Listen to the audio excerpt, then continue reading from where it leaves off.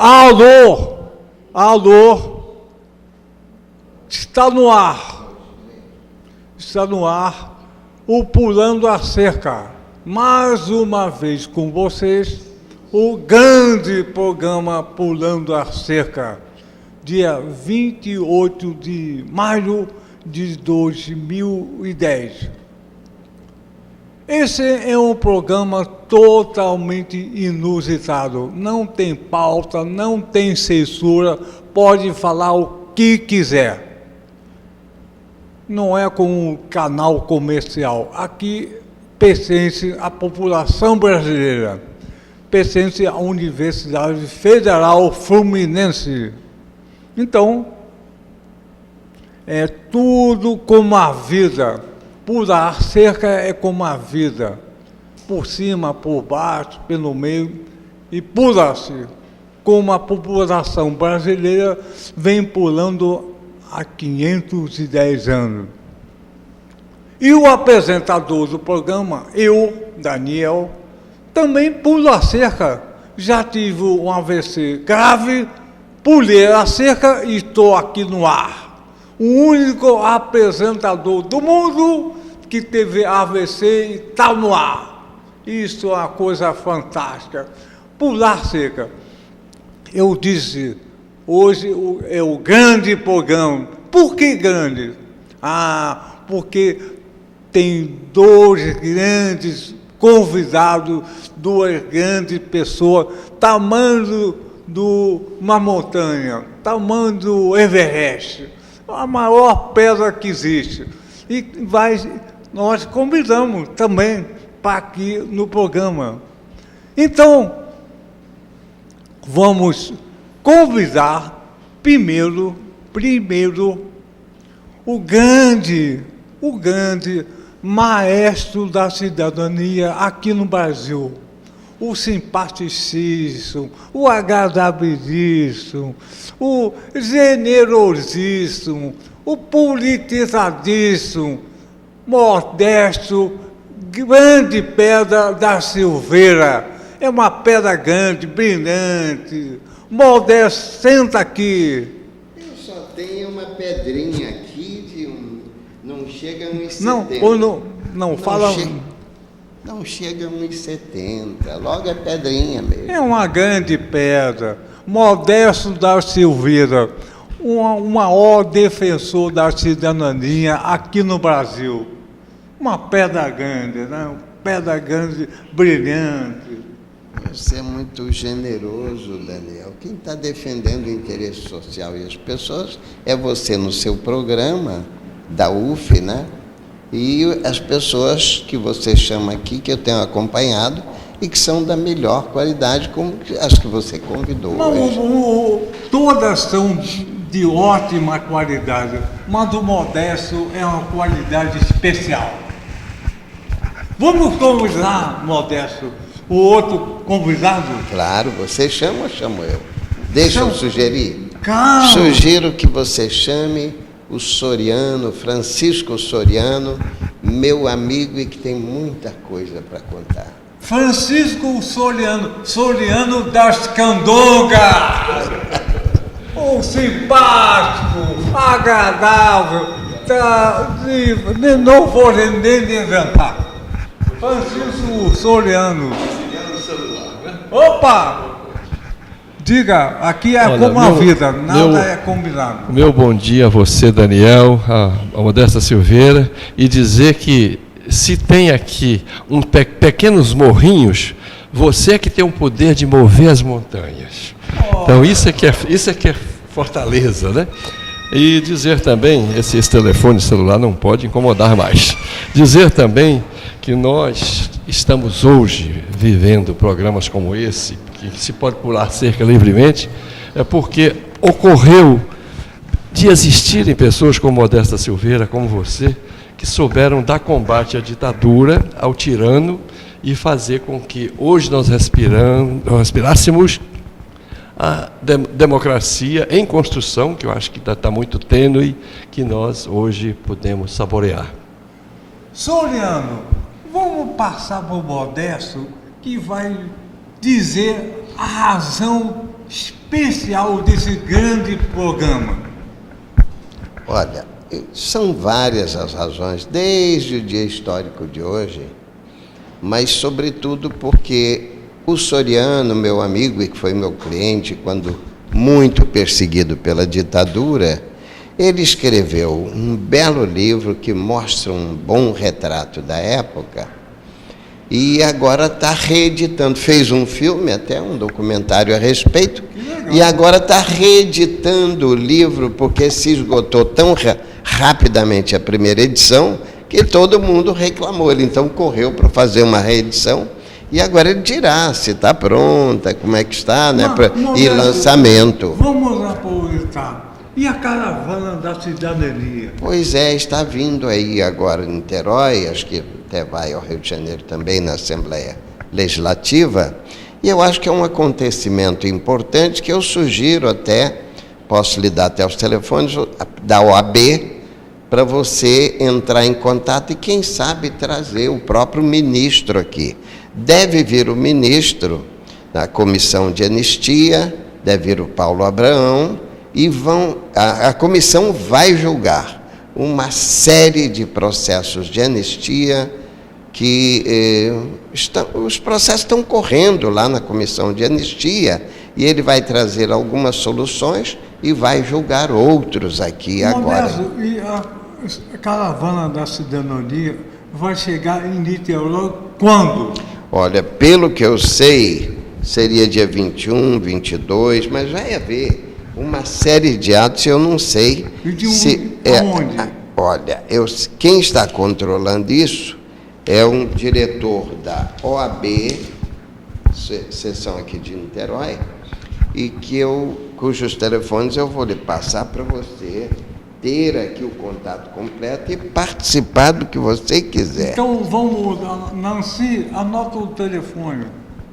É no ar. Se é no ar, todo mundo pode saber. Claro. Eu vou lhe dar o telefone da OAB e o diretor que está cuidando disso, porque quem se interessar entra em contato com ele também, Perfeito. Não só para participar dos atos, vai haver debate, conferência, julgamento e concessão de anistia aos casos que já foram apreciados, enfim, é de muito interesse então, para Niterói.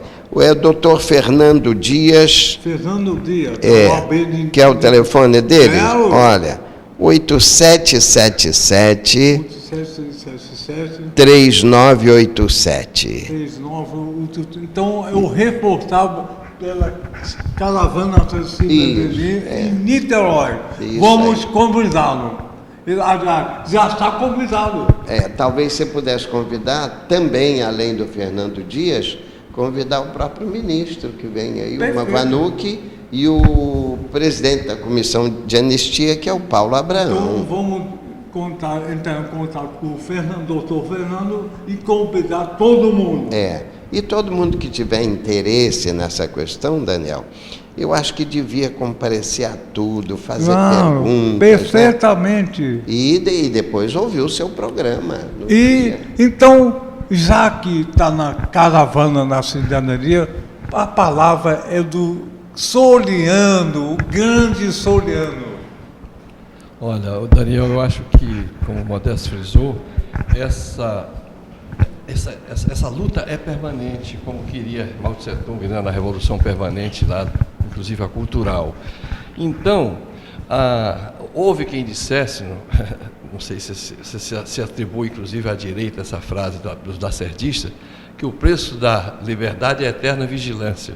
Então, mas eu diria que nós temos uma obrigação diária no meu caso, é um pacto de juramento que eu honrarei sempre.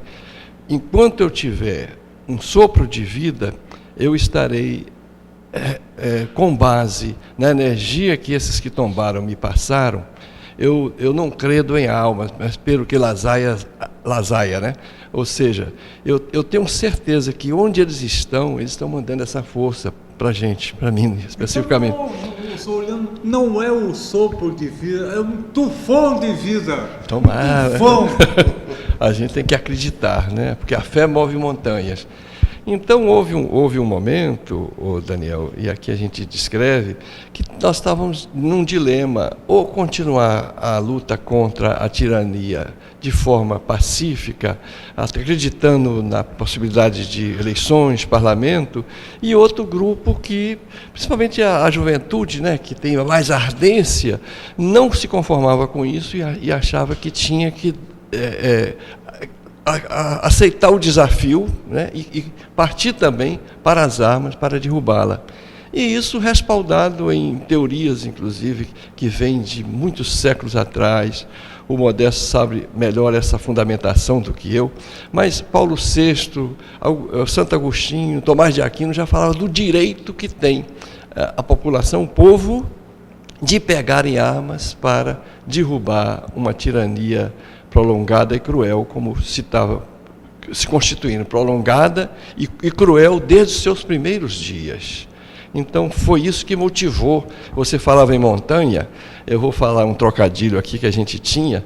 A gente vai para o mato, a gente é mato ou morro, ou eu mato ou eu morro. Vamos subir a montanha, vamos subir Serra Maestra Brasileira. E fizeram essa opção. E foi grande o racha que sofreu o PCB na época. E São Paulo, por exemplo, praticamente todo o Comitê Central sai junto com Marighella, o Toledo. Aqui no Rio de Janeiro você tem Mário Alves, Jacó Gorender, Apolônio de Carvalho, que vão formar essa corrente. E aqui em Niterói nasce o MR8, o Movimento Revolucionário 8 de outubro, que é a presumível morte de Che Guevara. Há quem diga que ele morreu, na verdade, foi no dia seguinte.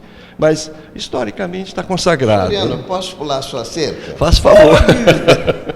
Olha, você lembrou uma coisa muito bem, que invoca e convoca todos os cristãos e todos os homens de bem.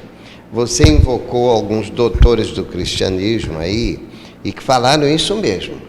Quando a tirania é prolongada e grave, como é o caso não só do Brasil, como todas as ditaduras tirânicas que houve no continente, no passado, e até no presente e no futuro, todo cidadão de bem, seja ele cristão ou pelo menos um respeitador da lei, ele tem o dever, o direito e o dever de lutar contra essa tirania, segundo eles, os doutores, com todos os meios ao seu alcance. É verdade, o Modesto. Quanto à injustiça, não há indignidade. Não há indignidade à luta contra a injustiça e tirania. Não quer dizer que se deva fazer revanche, não. Revanche é errado, porque quem pratica o revanche vai praticar o mesmo delito que o criminoso praticou. Exatamente, né? Não é uma questão pessoal. Não é. É institucional, na ideia. Respeito aos direitos, inclusive do tirano e do torturador, tem também o seu direito de ser humano. Não quer dizer que nunca se deva torturar o torturador. E estuprar o estuprador acaba sendo igual a ele. Ele tem que mostrar que a justiça não é revanche, nem pode ser revanche, mas que também não pode ser esquecido, senão você está estimulando as reincidências, né? Porque aliás, se você examinar a história, você vai ver que todos aqueles que foram tolerados, perdoados, anistiados de forma imprópria, voltaram a reincidir nos mesmos crimes, inclusive em 1964. Muitos deles já eram reincidentes de outros golpes do passado histórico. Vamos aproveitar o Soriano e mostrar o grande livro. Isso. Pode mostrar, o Rafael pode dar o close no livro? A grande partida. Anos de Chumbo. Esse grande partido, olha que bonito. É em alusão ao xadrez, que eu mentalizo que era como se fosse uma partida, a gente jogando contra a tirania, passo a passo, e no último capítulo é Mate em 3, em que eu anuncio que finalmente a ditadura leva o checkmate na eleição do Tancredo Neves, né? Tivemos aqueles grandes comícios pelas diretas já, foi um dado, e também os erros que eles cometem, verdadeiros gols contra que eles levaram, o caso do Rio Centro, por exemplo, o caso quando eles partem para o esperneio ou para a ignorância, mais ignorância ainda, né, que foi aquelas bombas em bancas de jornais, na OAB, Rio Centro. Rio Centro, essa daí foi a maior Soriano, de todas. quando eu estou curioso, quando vai ser o lançamento do livro? Olha, dizem que a gente só deve marcar o dia exato quando já tiver com o livro na mão. Ele está nesse instante sendo rodado numa gráfica que nós já contratamos. Mais ou menos. Mas no junho. horizonte de um mês. Junho ou julho? Junho ainda, talvez. Final de junho, começo de janeiro. Então, julho. Ele se anunciará aqui quando houver em Niterói, no Rio. Estamos todos convidados. Obrigado, Daniel. Daniel, mas o que eu mais faço questão, eu estou dizendo, foi um pacto que eu fiz com José Milton Barbosa, um sargento radiotelegrafista, afrodescendente do Exército Brasileiro, e achávamos que a nossa situação na ALN, a Ação Libertadora Nacional, já não tinha mais muito o que fazer, nós éramos já naquela hora muito dispersos, precisávamos continuar a luta, mas primeiro nos reorganizando, talvez no exterior, para voltarmos.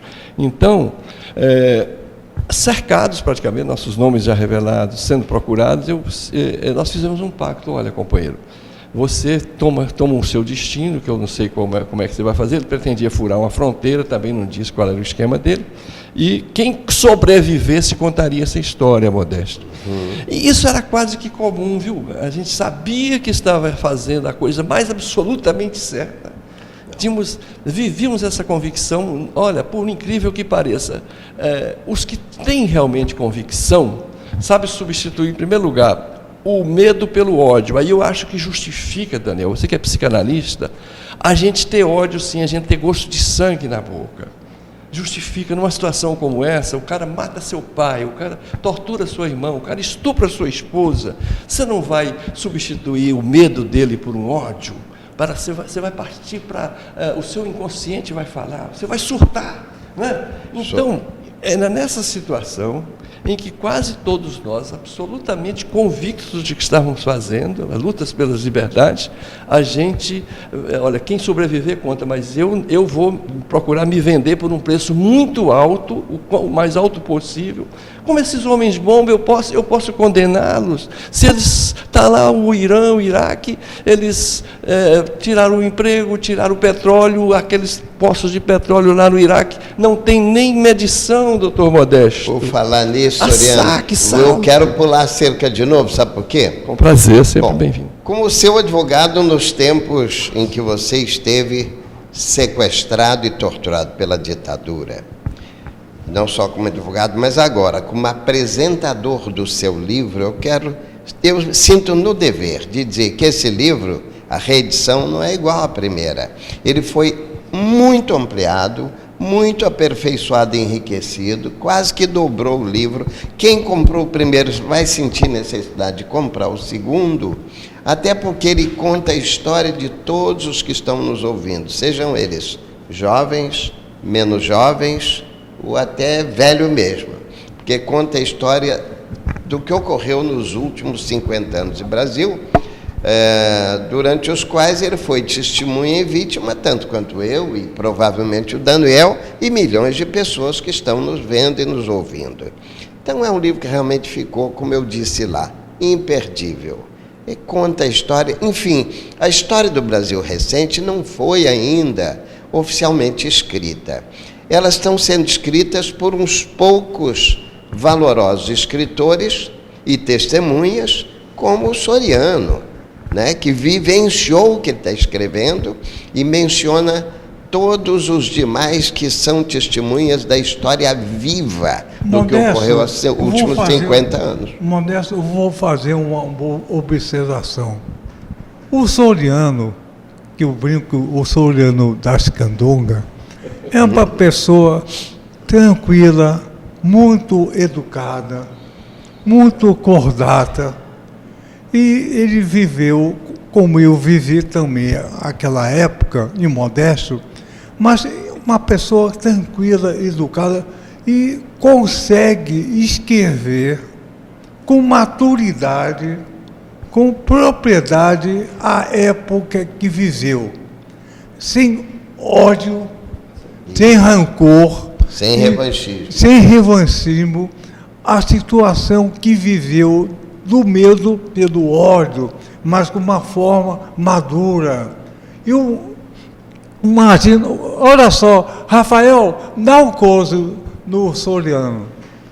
Ó, esse close vai mostrar que ele parece filho do Apolônio de Carvalho. Olha o tipo. Olha só, é verdade, mas quem diria que o Soriano, uma pessoa cordata, educada, era um guerreiro?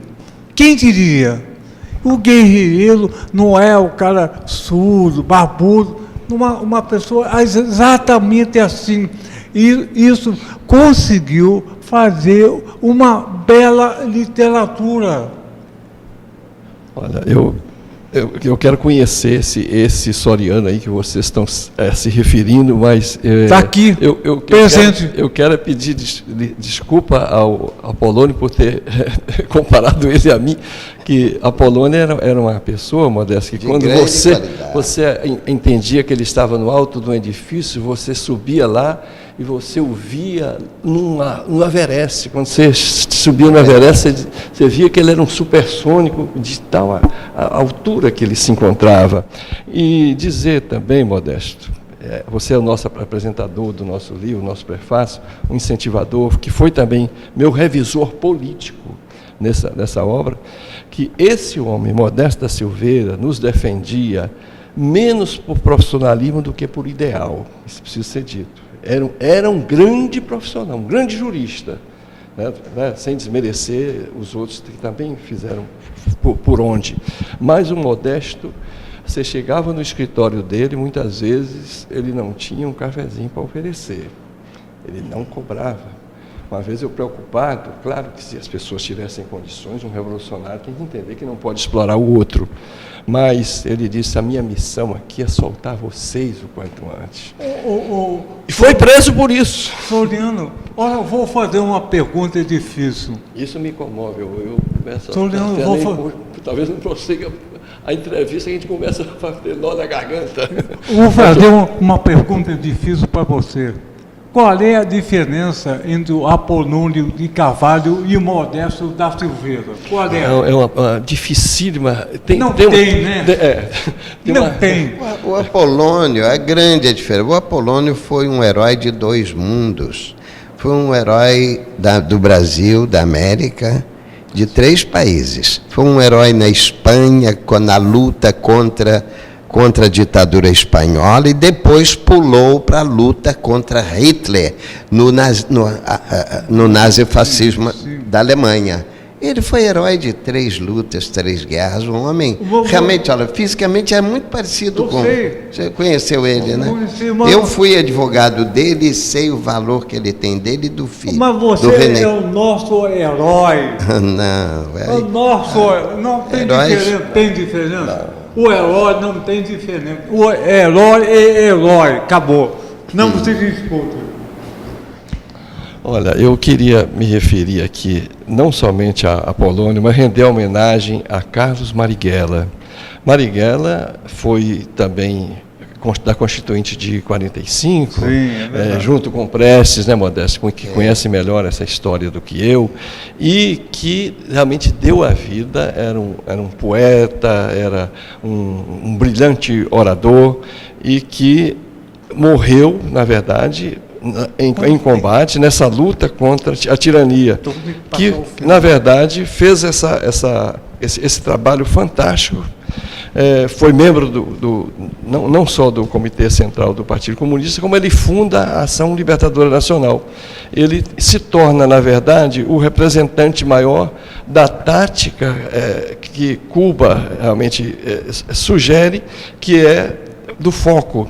Seria um grupo, como em Sierra Maestra, que com uma coragem fantástica. Tem uma frase do Fidel que é belíssima, para mim a frase máxima que expressa o que é heroísmo: somos pouco, não podemos deixar o inimigo escapar. Olha a força, a metáfora dessa frase, né? Então, o Marighella, quando ele vem do Congresso da ULAS, nos idos de 67, ele é chamado a prestação das contas lá. Poxa, você falou demais lá, tomou o compromisso, então ele rompe com o PCB de forma honrosa, não desmerecendo, e que é muito importante a gente aqui não desmerecer a unidade das esquerdas, não é? Então, olha é só, isso. Soriano, É um prazer. Vamos aproveitar o resto do tempo para passar o trailer do filme A Grande Partida, que é exatamente o livro do Soriano. Vale a pena muito. Rafael, coloca no ar A Grande Partida. Estamos partindo juntos. Aqui é a grande partida de xadrez da vida. Pular a cerca é um jogo de xadrez da vida. Homônimo do livro, né? O documentário é homônimo do livro. Tem versão de 30, 45, 75 minutos, e o trailer que é de alguns minutinhos, isso, né? Que o Rafael está aqui passando. É igual a vida, vai entrar no ar. Acabou cantando. Isso. Rafael, com calma. Tem que ser com pão. Com certeza. Tudo é com calma, né? Não pode precipitar. A grande virtude do homem é o tempo, a calma. Saber usá-lo. Isso. E a pior virtude é a resistência. Não anda para frente. É isso aí. A ideia do filme é porque a gente, por mais que escreva, você sente, gente, está faltando imagem, por mais que você ilustre. Verdade. Então, não tem como, isso que você está fazendo aqui. Uma imagem vale por muitas palavras. No ar, né? Quebra o silêncio, quebra o esquecimento. A gente está afirmando, valeu a pena. Com todos os erros da gente, valeu a pena. Há diversos mitos que a ditadura criou ao longo do seu período de duração. O mito, por exemplo, de que a repressão ocorreu como uma reação à luta armada. Isso é mentira, né? Mentira total. Das ruas vieram tanques e o povo aplaudiu os tanques. Só que a seguir eles viram que atrás dos tanques havia soldados do exército de baioneta calada. E aí, os tanques viraram seus canhões contra o povo sentiu naquele momento e começou a vaiar. E aí, vimos que o golpe estava na rua exatamente a 1º de abril. Quando veio o golpe foi um choque. Foi um choque. Eu tinha 17 anos e o mundo caiu na minha cabeça. E houve muitas prisões na cidade. Mas eu não pensava que Francisco ia ser preso nunca. Depois que ele foi preso, aí que eu tomei aquele choque, né? Aí eu vi que o negócio era para valer. E eu fiquei com medo de ser presa. A arte militar fala muito do fator surpresa, do fator de você conhecer bem o inimigo, de você ser bem treinado, de você estar capacitado. Acho que as nossas esquerdas não prepararam bem os quadros, principalmente para uma batalha maior que foi a luta armada. Quando voltei do desmaio, ele estava com a cabeça pendida sobre o volante. Eu coloquei a cabeça dele para trás e como ele estava com os olhos entreabertos, eu achei que ele estava vivo, mas um sangue escorria e do nariz. E eu chamava, até que eu desmaiei de novo e acordei já na UBAN. Nós fomos derrotados militarmente. Mas os companheiros mortos, desaparecidos, os gritos dos companheiros torturados, tudo isso pavimentou essa democracia que a gente está vivendo. Hoje é o individualismo, é cada um voltado para dentro de si, entendeu? No máximo para sua família, né? Isso hoje é vencedor, mas a gente viveu, a gente pode viver outras coisas. E eu acho que é importante a gente poder trazer isso, é possível. Claro que foi uma experiência, em muitos momentos, muito dolorosa, mas foi uma experiência muito rica também, no sentido de que a gente tinha a possibilidade de tentar, a gente achava que podia modificar o mundo.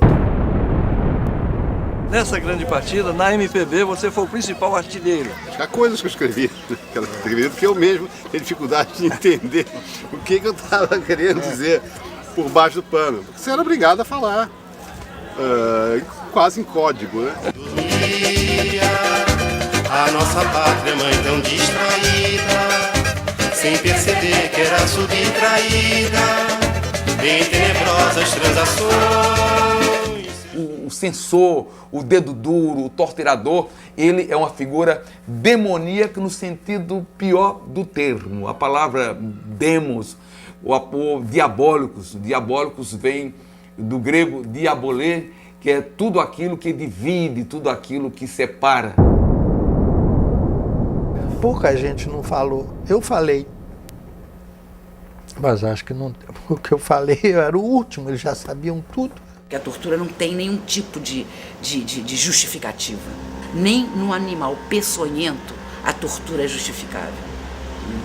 Que dirá em seres humanos. Às vezes a gente aprendeu a lutar e até morrer, mas não aprendeu a ser torturado.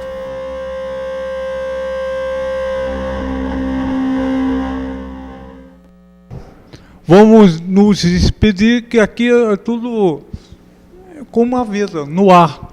Modesto. Olha, o que eu tenho a dizer é, primeiro, agradecer a oportunidade de estar aqui e dizer que tenho notado que você coloca no ar não só os dados históricos que ensinam a gente a viver para o futuro, mas muitos deles eu acompanho e vejo que são verdadeiros ensinamentos que suprem as lacunas do conhecimento que você não obtém na escola, na faculdade e muitas vezes nem no lar ou na igreja. E você coloca, discute e ajuda as pessoas a melhorarem e criar um mundo melhor. Pulando a cerca. Pulando a cerca, assim o mundo melhora. Isso, o Modesto é muito modesto. É o verdadeiro Pedra Grande. Soliano. Nós tenhamos ditadura nunca mais, porque nem a mais desmoralizada das democracias pode ser substituída pela mais tênue ditadura ou tirania.